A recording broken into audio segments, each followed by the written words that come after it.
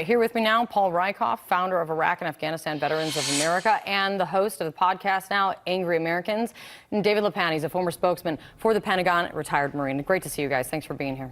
Great. Thanks, so, Kate. Paul, tell me, I have to say this. It's almost like the detail of this and the twist and turn of every day is a little bit confusing. Overall, what do you make of all of this, how this went down, when it goes from Eddie Gallagher's case to the president stepping in, getting involved in his case, we're getting involved in his demotion, then you've got what's gone on between Esper and Spencer. What do you make of it? It's chaos.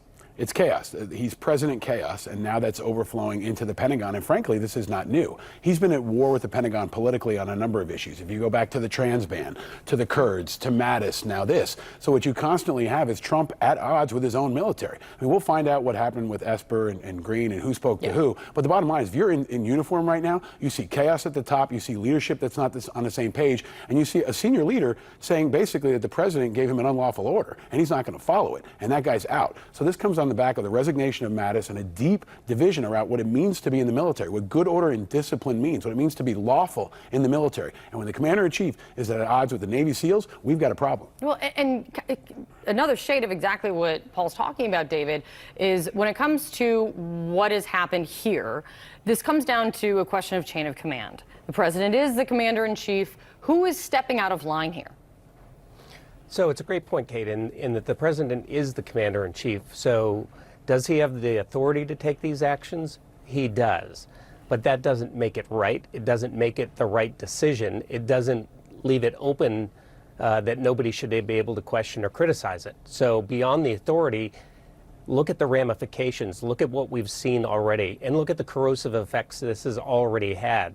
You know, go back just a couple of days before yesterday's firing or resignation or whatever it was of Secretary Spencer, and look at the spectacle of an active duty Navy chief going on television and publicly disparaging senior leaders in the Navy. That just, again, demonstrates to me the corrosive effect this, entire episode has had, and I don't think it's done.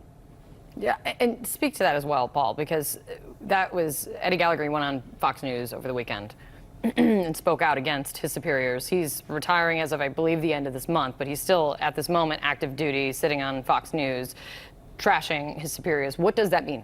Well, you asked who's out of line. The president's out of line, right? He's reaching into the military and meddling with good order and discipline in direct conflict with the Navy SEALs. And Gallagher is out of line. We can argue about what charges he should or should not have been convicted of, but he was convicted of one charge. Yeah. And he was taken, the rank was taken away. The Navy decided to take the rank away, and the president reached in and decided to throw a grenade in that. So this really undermines the division that's supposed to exist between politics and our military. So it's bad for our military, it's bad for the Navy SEALs, it's bad for our politics. And the only people this really benefits is our enemies. Our enemies are watching, and they see our commander-in-chief and our military at war with itself, and our enemies overseas are licking their chops. They love this, and that's bad for America. I know, David, that you agree that the president getting involved here hurts the military. It can actually endanger service members. Why then do you think the president is getting involved, not only in this case, but also in two other military cases offering clemency just this month? This is what is sticking out to me. If the military officials that he says he always has the best generals around him, he doesn't trust their advice, take their advice, why is he doing it, do you think?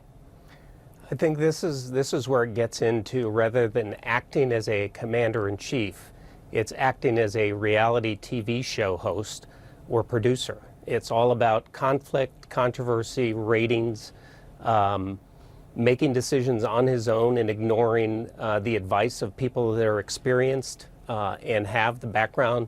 Now, yes, they are advisors. Ultimately, the president makes the decision. But going against all the advice of the most senior people, the most experienced people around you, to, as Paul said, reach down into the chain of command. He has basically taken a Navy E-7 and made him virtually untouchable.